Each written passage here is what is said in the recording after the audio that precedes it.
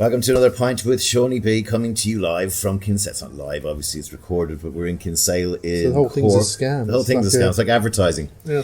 I have a great legendary art director from the UK ad scene with me who made a great speech today, sort of back to basics, and we'll talk a bit about that. His name's Dave Dye. How are you?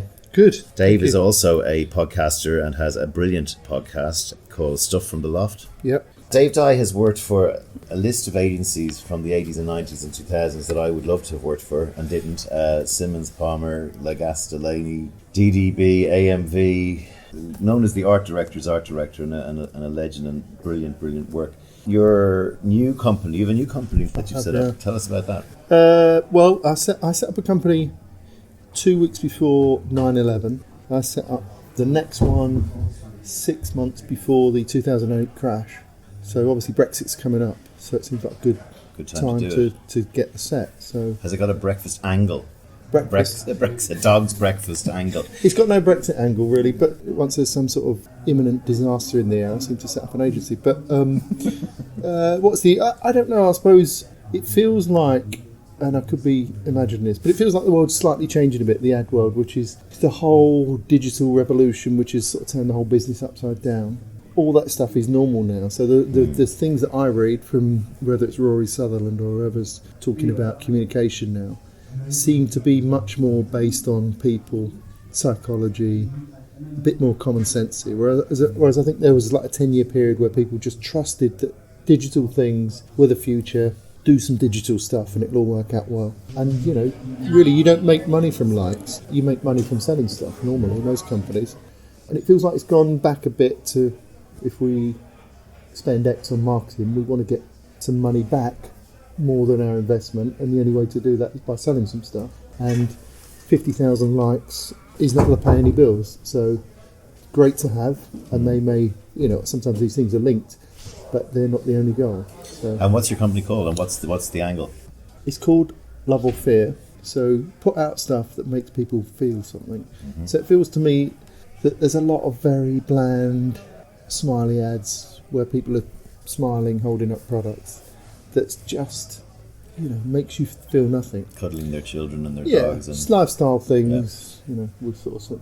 So when we want to create ads, that the core thing is to make people feel something. Because if they feel something, that's more likely to be a trigger to buy something. So the two biggest triggers are love or fear. And I think it's quite useful in some of the early conversations we've had. We'll say, tell us a bit about your business. So what do you love most, or what do you fear? And it's been interesting that some marketing directors talking a little bit more emotionally about where they're at or their company, not just handing you over a brief saying, can you do that? We've got this. You're on a pitch list. Sometimes it may be that people say, well, my biggest fear, to be honest, is I get fired in 6 months because you do some terrible ads, it doesn't work, and I get kicked out. So all that stuff is actually quite useful, finding out how people feel. So there's kind of that, and then there's this other thing, which is because there's a sort of challenge on how do you run an agency if you aspire to do really good work.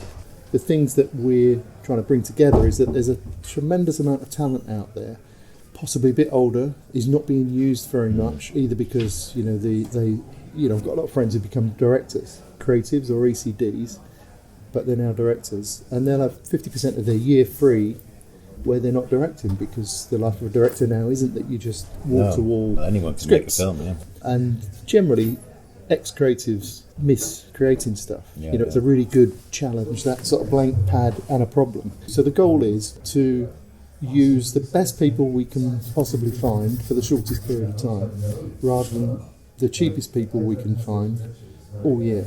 Right. So I think the other thing it ties into is that lots of clients now don't want to tie themselves into long-term retainers. So if someone comes to you for a project, you can sort of scale it with the right people for the right amount of time, rather than fit it into your already pre-existing system and people. Dave's podcast is with the legends of advertising, Frank Lowe and all these sort of guys, and I'm sure you picked up stuff from them. But I want to stay on this approach to advertising that you're talking about, because for the last 30 years we've been told through Les Binet and Peter Field and all these guys and IPA studies how successful emotional advertising that makes people feel something works. Yeah. How the ROI goes stratospheric, how you have to do long-term brand building, and all clients know this now, and yet we still get people going up at conferences like this saying the same kind of thing. Yeah. And you could probably plot a chart that says the quality of work as that has become known, prevalent, has got worse and worse and worse. Yeah. The risk is when you start a company is you think, how can we portray ourselves in a way that everybody will agree and give us their business? And actually, if you're advertising any products, that's not what you do. You say, this is what we stand for, and you make your case, and that appeals to some people, and some people hate it. So that's kind of what we believe in, and we'll kind of explain that and argue that and make a case, and then hopefully you find a constituency of people who say, I mean, already we've had like a very good feedback talking about emotion. A few people have got in touch, which is sort of odd in a way, because as you say, people have been talking about emotion being the most powerful tool, and it's not like we've come up with anything new or magical. We've probably slightly reordered the elements a bit to say this is our main thing. You can't work in advertising unless you understand or you're interested in tech, but we're just saying it's not the main thing. It's handy to get to people, and there's a lot of good aspects about it, but actually the effect you have on people or that you create is the main thing, not the journey. It's the end, when you sort of get in someone's head or they see your work. So we sort of just reordered that a bit really, and just put a flag in the ground, say this is what we believe. What other people do, it's up to them. So Dave's presentation today was very creative, and it's called Advertising Unplugged, and he has a local deli called Le Mans in Highgate. So what he did was he went back to basics and took the A board, which is the sort of chalkboard that you see sitting outside cafes, and for a period of 6 weeks he did a sort of well, you explain what you did, it's great. Because there's a lot of bullshit around the industry. Sometimes you see people talk, or you read articles, you think they're talking about splitting the atom or nuclear physics. And the people who are into that thing, you look at the work, it's a bit boring at the end of it. It's not like, you hear that very complicated philosophy, and then you look at the work and think, wow, it's led to amazing work. You look at the work and there's someone smiling, holding up a can of beer. And you think, Exactly. well, that doesn't, The pithy headline. Yeah.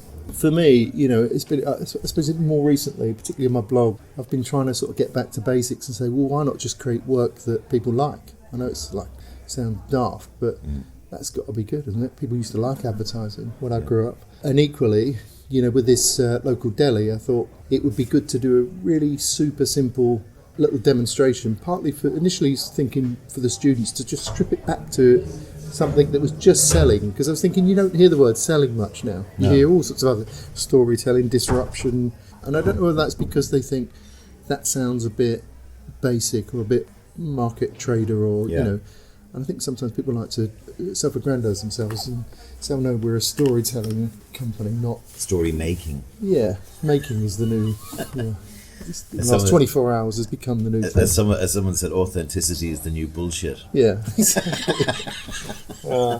So anyway, I took over these boards and thought I'll try and sell some stuff. I spoke to the owner of the deli and said, I'll draw your chalkboards every Monday for about 6 weeks, see if I can sell some of the stuff. You put yourself out there a bit, you're a bit exposed, because if you don't sell anything, you look like an idiot. You think, well, what I've been doing for 30 years, I haven't learned how to sell a lump of cheese yet. So I did that, and I would, Monday morning, pick, say, let's try and sell some coffee on one side, cheese on the other, do something topical because Christmas is coming up on the other, and then something else on the third. Some of them would not sell a thing, some of them would sell a lot, some of them people would come in and complain, some of them people would come in and say, I love that board, it's really funny. It's a sort of collection of what happened along that journey, what worked, what didn't work. Yeah, and it was lovely. I mean, you deliberately made them look like the owner had made them and stuff like that, and you had humour, and I quite liked about it was some of the ones that were really clear, that said something like, we do not sell what are they called? Cruffins. Cruffins, which are a mixture between a croissant and a muffin, like a cross sandwich. But they had one of his boards was we do not sell these, meaning that we're not pretentious. We're not pretentious, and everyone came in looking for them, asking for cruffins. Yeah, and it had a big knot. We do not sell cruffins. Yeah, and people would come in and say, "Can I have 2 cruffins?" So it's even things like that are quite interesting, because I've been on the receiving end of research, and often you think that can't be true. That people, if we'd have put that ad as a TV ad out and said we don't sell cruffins, and the research people said, well, here are the findings, people were interested in what kind of cruffins you sell. You'd go, well, we said we didn't sell them.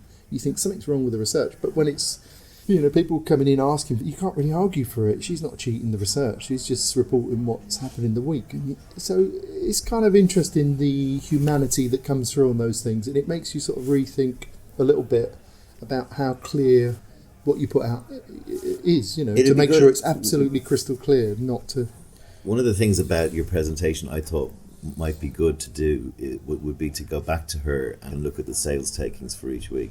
Well, we did that see over what the it period was. of the time, and it was year on year. It was, I think it was 9% up year on 9% year. up, okay. Yeah, I should have said that. Yeah. It's the sort of thing people like to know whether it worked. Yeah, Yeah. year on year it was 9% up, which is pretty that's good, For chalk. for chalk and bare hands. So. What was your upbringing? Where do you hail from, and what was your early story? Well, I come from Shoreditch, which is When it was- they probably eat cruffins there now. Yeah. But when I was growing up, it was a very poor place. There was no cruffins available when I was a kid. It was all fish and chips and things. So so I was brought up in the East End.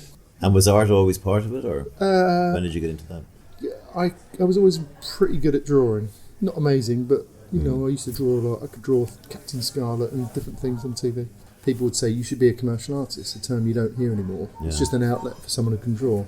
I kind of half looked into that. I wouldn't have been good enough to be an illustrator or a commercial artist, but you start to look into that world, and then went to college and kind of studied fine art and then got into design. Then was exposed to advertising, which at the time was a very, I suppose, mid-80s in retrospect was a Golden peak era. Yeah. time. There was like lots of people would talk and like the ads that were on TV or on posters, and it was incredibly well paid. It was sort of glamorous.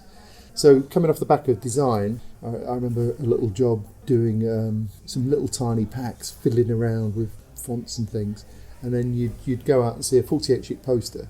You think, God, it'd be amazing to work at that scale. Rather than this little thing that nobody's probably going to look at. But if you do a cross-track poster on the tube, you've got no option but to look at my work. You think that would be great. And another medium that's been bastardised and it's crap now. It's a shame. I mean, posters are doing well again, but what's on them is not good. They're putting print ads on posters now, basically. They are, yeah. There's no. There used to be a thing that you would say, if you're doing a true poster, you don't want more than 7 or 8 words. I think I can't remember which. Whereas now there's like, you get posters with 50 words on there, 100 words. It's like nobody seems to care. I remember one for when England, one of the times football was supposedly allegedly coming home. But it was about 300 metres long, and it was David Beckham, and it said "Come at the hour." Oh yeah, Nike, I remember that. And it was like, exactly. Yeah.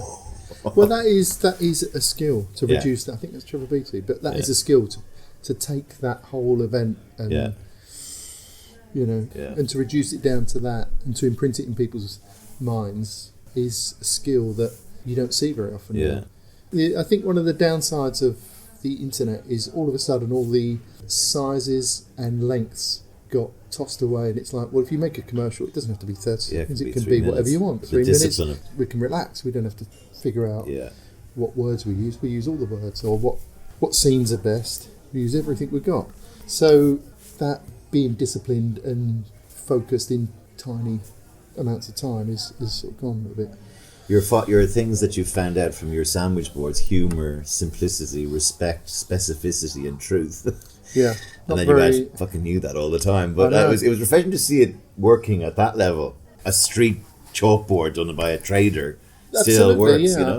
I didn't go into it to prove using that, and then at the end say, I knew it all along. I did genuinely think, right, done those. What worked? What didn't? What were my findings? In some way, I would have quite liked to come up with completely new findings. Yes, that I didn't know, but you had to be honest and go, well, the things that I did find is you have to do something really simple and different looking to stop people. Otherwise, if it was just words and lots of them, they just walk past. Whereas if it was sort of some of the ones that were a little bit more unusual, they'd be intrigued. It's a very basic finding. So I kind of just listed them and thought, how annoying, I've known that for 30 odd years.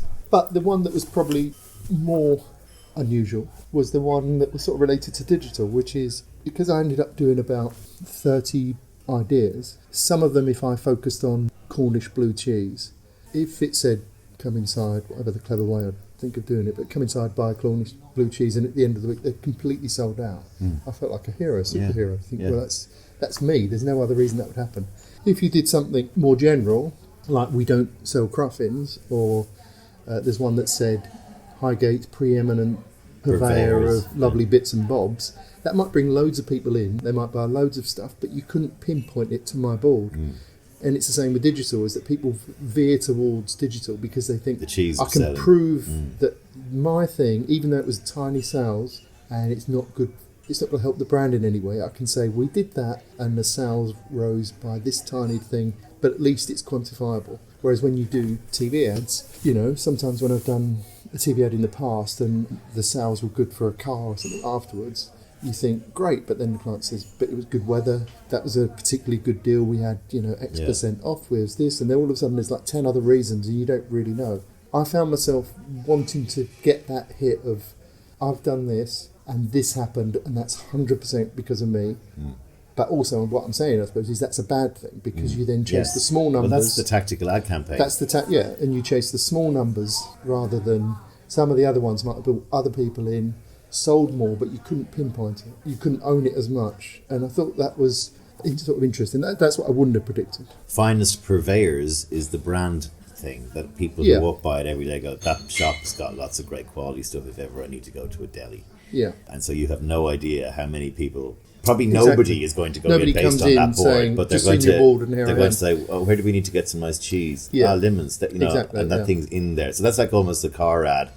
And the cheese one is, there's a deal on this week with that. So all of the kind of fundamentals of advertising are kind of captured in your story. So I think there's a book there, like a little slim volume, a little slim volume. Oh, is there? Great, well done. And it's got an ending, and the ending is because every time whatever I wrote on cheese, I'd say, how did it do? And it did really well. And you think, God, this is weird. Am I wasting my time trying to come up with something that's fun or trying to come up with something that's visually arresting? Or maybe you just could put cheese with an arrow and it might just do just as well. Maybe the thing that's working is just picking out one thing, saying inside. Yeah. So I had an idea which ended up being quite a good thing to do, which is to just do that, put cheese with an arrow and think, well, let's see if the sales are just as good. And initially I was curious. By the time I asked the woman who ran it how it did, I was praying for it to have done badly. I thought it's going to be so depressing. She says, yeah, I had another really good week on cheese. He thinks I'm almost wasting my whole time dicking around trying to think up interesting ways of delivering these messages. And she sort of was surprised and said, oh, no, we'd had a bad week on cheese. So I was like, behind her back, yes.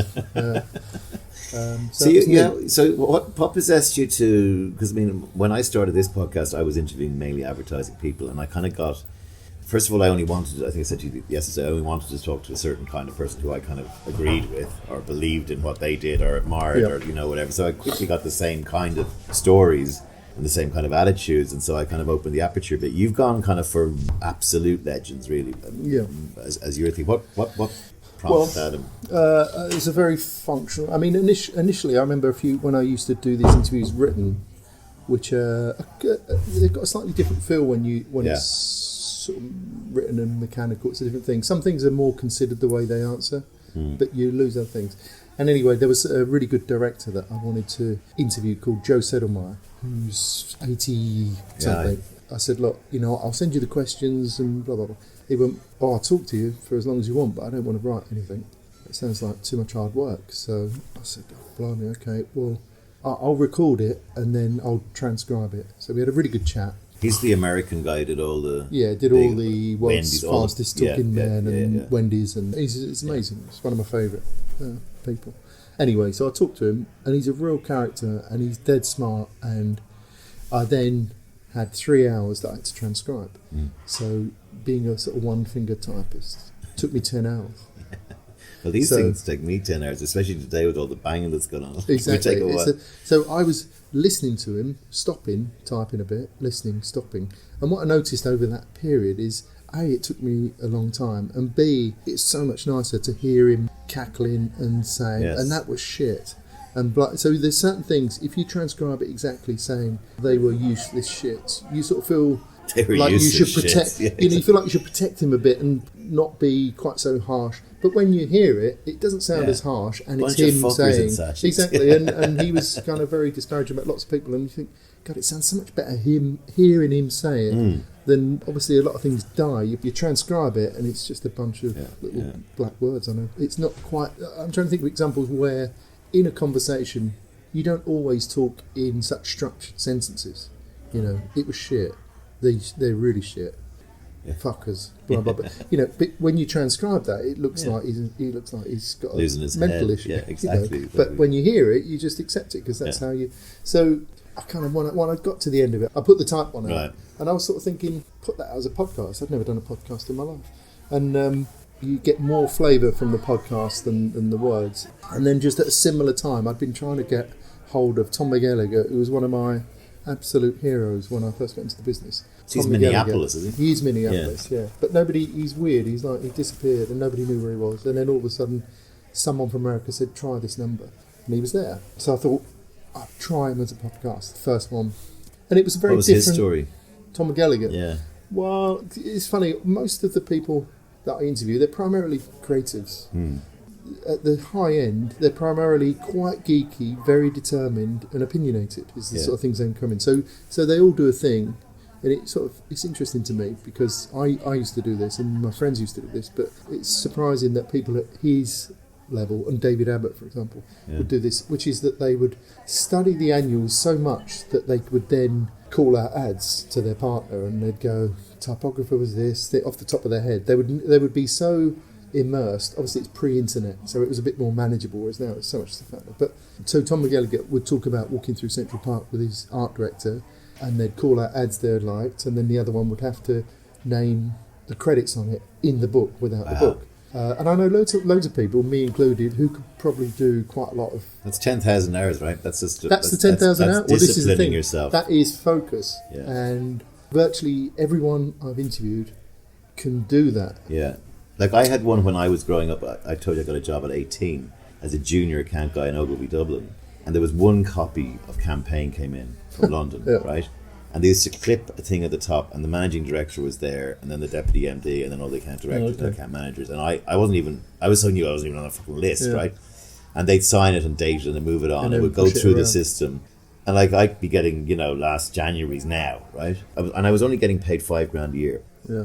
And I said, I'm going to pay $70 to get Campaign delivered to my home. Oh my God, really? And I got it at home on Thursday. By Sunday, I had gone through the entire magazine, which at those days was really good because there were lots of really good articles and really good writing. And I had it all highlighted. And really? Jerry Moore's article, all that stuff. And I would go into work on Monday. No more than they were. Knowing everything that was going on in the UK ad scene, what ads were who, which account is moving, and was all the time that a lot of these agencies you worked for were setting up the third waves of Butterfield Days and Yellow Hammers and all these guys. And I didn't think twice about that. I just went, I need to know about this business I've just joined. I'm 18 and I want to learn about it. And it's a bit like today, like I also did a thing where I asked kids when I was in Asia, because loads of people come to you looking for, how to get into advertising, and say, here's 5 books. If you read the 5 books and give me a 2-page précis on each, I will help you get a job in advertising if it's good. Yeah.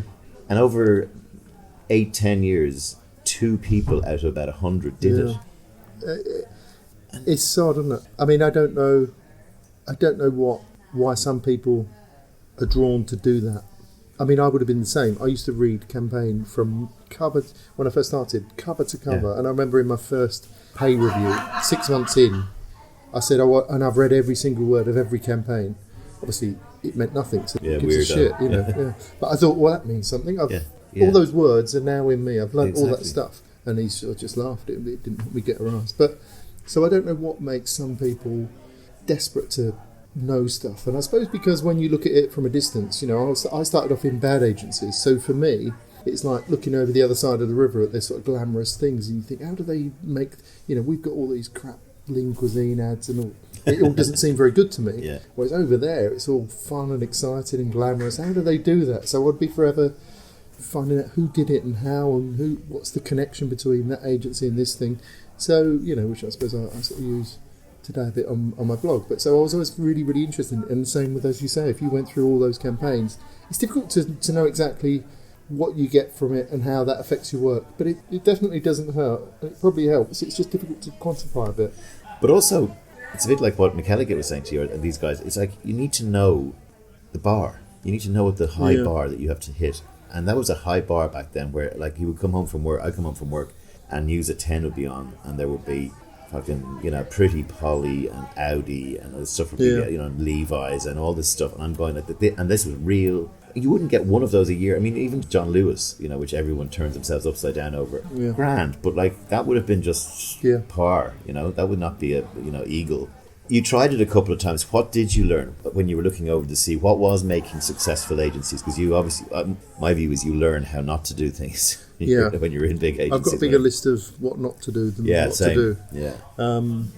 What did I learn? It's difficult to say, but what I did notice is that, there would be contemporaries of mine that would start in BDH or GGT or some of the good agencies at the time. And they had systems. They had Dave Trott deciding whether it was good or bad. They'll have Hegarty suggesting art direction or different people and all sorts of unnamed people that would make things happen. They'd have a traffic system that was built around getting better photographers than you could afford because they had a good name. There'd be a whole bunch of benefits around it. And often those people who started there would do pretty well in the beginning. They'd go somewhere else and then you'd never hear of them again. A lot of the good agencies then, probably the same now, it's sometimes hard to do a bad ad because there's lots of structures in place that means it bounces around through good people who change things and say, don't use that director, that's ridiculous, let's use him. And at the end of it, you sometimes don't know, or you don't appreciate that, or you don't know. When you're just looking at what they're doing, you're thinking, well, you're constantly questioning, well, why is that so much better than, there's such a gulf, why is that? So you're thinking about it more. It's a good answer because I could equally hear someone going, well, it's about culture and foosball tables and slides and beanbags and shit like that, which is absolutely not true. Yeah. What else? Who else was really, don't meet your heroes? Who did? To be honest, they've all been. There's none that have been that I wouldn't have wanted to. I mean, it's a really nice thing to do because I can phone up anyone who I like, and I only really talk to people who I admire, and say, do you want to do a podcast? So it's amazing for me to get someone like Frank Lowe. Yeah, I know. Get him in a tiny little studio we were about 10 inches away from each other. It was a slightly weird, claustrophobic thing. And then just ask him every question I could think of for about 3 hours. I'm not asking them as someone trying to put out something. I'm asking them because I want to know the answer. I'm genuinely interested in how the hell would you sell. So what was Frank was CDP. He was a suit and the sort of guy. And I worked with Ian Beatty out in Singapore, and there are a lot of these guys who they prefer the agency to fail with them and succeed without them. And Frank felt a bit like that kind of a guy. Was that true? He would. Sorry, say it again. He would. There's some people that would prefer the business to fail with them rather than succeed without them. When they leave or whatever. Or maybe it's the other way around. Yeah, I don't know really. I mean, what did you find out about? Say, just take him as an example. What was it? Was there anything? The biggest particular? takeaway that I had with him is just how unbelievably confident in his own opinion he was. You could just see how he, one of the hardest bits in advertising is not so much doing the work, but it's persuading someone to run it in the right form. So there's tons of great scripts and posters and all sorts of things all over the floors of agencies that don't go anywhere, but actually making them and getting a bit of extra budget to get Frank Budgeon or whoever the director of the day is or the photographer is a big part of the success of that campaign. And even now, I don't know, he's probably 76, and I would ask him certain questions, and he would look at me incredulously. I'd say, well, how would you get a tour of suet puddings, tiny little silly company, to afford Irving Penn to shoot their ads? They surely haven't got that money. And rather than saying, that's right, but what we thought, he went, well, why would you not get Irving Penn? If you can get Irving Penn, you have to get Irving Penn. You look at me like I was an idiot. Well, why would you not do that? If you've got that chance and you look at their media budget and blah, blah, blah, then spending £100,000 on 2 pictures makes total sense. And he was almost incredulous, and it sort of makes you question yourself a bit. Somebody told me, who used to work with them at Collett's, that they'd been to a couple of client meetings with them and some work was presented and the client said, oh, I'm really not sure about this. I think we may have to go again. And he said, Frank said, looked them in the eye and said, so let me get this straight. So you're so confident in your opinion that you're willing to deprive your company of this campaign, which we believe will make them more successful, which will make them more financially stable, which will mean they'll need to employ more people from the area. Shareholders will be. And they will last longer, and the shareholders will. So you're so 100% convinced in your opinion that you're gonna trash this campaign and go again. And because he was so full on, That's and he'd look Don at them Draper. straight It's in Don the Draper. eye. But he's real, Frank. Yeah, Look. I know. And they would genuinely always fold because they'd think, yeah, what do I fucking know? Beatty I don't did know. that. Beatty did that with airlines and stuff like that. I mean, also the craft. You know, when you talk about great directors, I mean, I remember I still use it in a lot of my presentations, especially when I'm, for different reasons now. But there was an ad that probably didn't trouble many award juries called "Future Thoughts for Orange," which was WCRS. Oh yeah, it was good. That. And it was Orange's point of view on the future. In the future, email will make the written word a thing of the past. In the future, we won't need to play in the wind and rain and computer games with all this. And it was kind of a cliched copy, but they bring in Ridley Scott to do it. And the thing is magnificent and goosebumpy and still relevant. Like it was made probably in, I'm going to guess 1998 or something. Yeah. And 20 years ago. And you go and you look at it to this day, and it's also been right. You know, it's also been fucking right. It was before mobile phones. It was before all these things. And you know, I show that because I go, you know, what can look and that could have been done terribly cheesily. Oh yeah. Most but things, when someone comes in and just takes it and just goes, and you know, you can nearly cry from it. It gives you that sort of goosebump thing. Well, I think people underestimate the value of paying double for Ridley Scott than they could have got something. I've no idea what they paid, but I put money on the fact that he probably came in, got someone to research what is the most likely things to happen in the future, where's it going. He's got Blade Runner and probably thought some of these seem cliched. You know, why don't we pay someone to research this from MIT? Why don't we do that? I don't know that happened, but that's the kind of thing that good directors do. They make a few adjustments and inputs that other normal directors wouldn't do, and then all of a sudden it feels believable and insightful rather than a cliched load of old nonsense. So the way they shape these kind of things is disproportionate, certainly to the media budget. So, you know, they may have spent 10 million on media, and the difference might have been we could spend 300,000 getting director X, who's pretty good, or we could spend 500,000 getting Ridley Scott. In the grand scheme of the things, when you add up the two bills, you get so much more by getting the real top end of people, but it's harder and harder to get well, those then there's people. also, I had Theo Delaney on the podcast, and he worked with Tony Kaye back in the early days of Tony Kaye, and like, you know, the stories you heard about Tony Kaye, but the work that you see. I mean, Tested for the Unexpected is probably my favourite ad of all time. Now, it was kind of ridiculed at the time, but when you look at that now, and you go, that is magnificent, you know? And that bit of the business where, you know, the only you even referenced it today in your talk.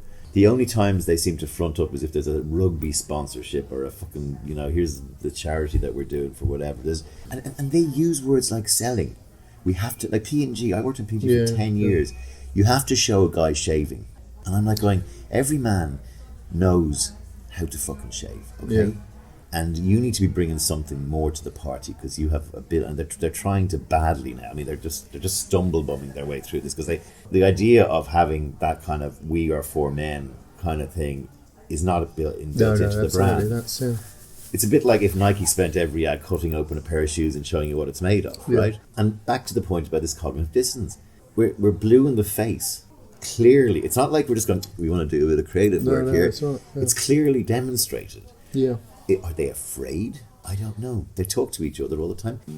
One of the other things that's happened is all the budgets have come collapsing down with the divergence of, you know, there's so many channels now, and people feel like they have to have something in each, you know. And also there's a trust issue. You didn't used to make commercials with treatments. So it used to be that when you wanted a director, you went to the best director to see whether he's available, and that was it. Whereas now what they've got to do is they've got to have a treatment. So when you do a treatment, you think, well, if we deviate too much from the script, we're not going to get it. So you're treating the script rather than having a view on it, having a bigger view. Now, the treatments are generally shots from the web, from other people's work that they couldn't achieve. So there's no breathing room. So the things like the Tony Kaye, what would be the, you know, if he had done a treatment for Dunlop, tested for it, he wouldn't have got the job because there's probably no frame in the end film that's probably like the script. Well, they had storyboard writers, so they probably. I could imagine the big fat man like on a thing with ball bearing. I bet he didn't exist on a script or story. Probably not. You know, probably not. Because he's much more about feeling, and it's gone a bit flat. Let's get that fat guy and painting silver. I don't know. You know, but there's a bit more feeling what's happening, and that used to be the case more that people would react to the way the shoot's going and then think, let's try this, let's try that. Whereas it's so buttoned down financially, and because there's a treatment for, you know, a drawing of every page and how it will be, colour it will be, what this it will be, that there's no room to there's no room for creativity often. It's just execute this, and that doesn't help. When you make a commercial, most of it is theory. You know, you write something on paper, and then when you see the actors go through it, sometimes you think it's not as good as you thought, or it's slightly different, or actually that seems funnier than it did. You know, and it's good to think of it as a live thing that you work with and try and improve as best it can. But a lot of that has been knocked out of it. You know, there are clients somewhere who get this and go, you know, we're going to do this now. We're going to do it for 3 or fucking, you know, something mundane that's actually going to, like the Cadbury Gorilla story. But the Cadbury Gorilla is now 15 years old. I mean, people are still dining out on it. I mean, it was, and that was a fluke as well. I mean, they were. That didn't sound good as a script, you know. No. To me, I remember the MD of Fallon's saying, "We've got this really good script," and you think, what's that? That's nothing at all, is it? Yeah. What is it again? The gorilla plays the drums to that song, quite funny. And then what is it at the end? What's the... Oh, just, you know, Cadbury's, it's like, whatever the thing was, it's joy. And it was a big, huge thing. But what else did you learn? Give us one more story before you go. One more story from my podcast. Yeah, or from people that you met like that. Got loads and loads of... I'm just trying to think. I don't know. I mean, there's very few of them that I record that I don't come away with some sort of nourishment and perspective that's... You know, I mean, I pick really good people, so I should do. They're all people that I grew up with, generally unbelievably competitive, a bit nerdy. You know, they really go into stuff. I mean, it's interesting. Some of them will get back and say, just listen to it. And there's where I say, whatever it is, I wrote the copy. I slur those words together. Could we re-record that? And you think, really? What, just that? There's like 3 hours of tape, just that? And you think, well, if you want to do it, you know. And he'll go in and he'll go, oh, I feel better now. You know, it's a slightly nerdy... Perfectionist, almost, you know, spectrum level focus. The thing about that is, where's the line then? Yeah. I let that I let that slide. But this is it. And obviously the line, you know, the more you let slide, it gets lower and lower, and you think... And then you end up in 2019. But that's fine, you know. Let it go. So they do share similar characteristics. They're all very clear what they think. They're generally, I would say they're generally quite nice. You know, there's a certain level of when you have a level of success where you chill out a bit and you don't feel that you have to be justifying yourself all the time. The other thing I noticed that, you know, I used to notice when I judge awards is that the people occasionally on the awards juries, there'd be someone who hasn't won many awards, and they would be really the opposite of generous, whatever that word is. Mean? They would just not want to award anything. Yeah. So you'd think, God, what's... That's just DNAD though, right? Mainly DNAD. I'm joking. But what I'm saying is, because they hadn't won much, they wouldn't want to give anything because they didn't have anything. Right. Whereas when you've won a certain amount, you think, let's encourage people. Let's give them that. Canada giving out 2,000 gold lions or something. I mean, that's ridiculous. You could use it as a doorstop. You don't need it anymore. Well, so one of the benefits of awards are that it brings a little bit of fame on the individual, which helps you get more money, possibly another job, possibly become more senior. But because there's now so many, it's hard to know who's consistently good because there's so many that no names are popping up every year. So people will say the John Lewis commercial is good every year, but the names attached to it seem to forever change, and it's not the teams that you go year in, year out, you know, Tom and Walter or Richard and Andy or whatever have sort of done, this year they've done this, and the year before they did that, the year before you could see a career emerging. It seems a bit more scattergun now, and teams don't get the same level of light shone on them because there's too many. Dave's new book is called Advertising Unplugged, where you can read all about the fun he had with those chalkboards outside Le Mans Deli. What I love most about you is I've got quite jaundiced and tired of trying to Sisyphean push the concept of doing great work up a hill and keep rolling back down. Is keep your passion and keep your love for the game. Very kind, very enjoyable. Thank you. Thanks, Phil. Pleasure. Cheers, pleasure. Oh, and don't forget, Stuff from the Loft's podcast. Listen to it. Rate it. Very good. Thank you.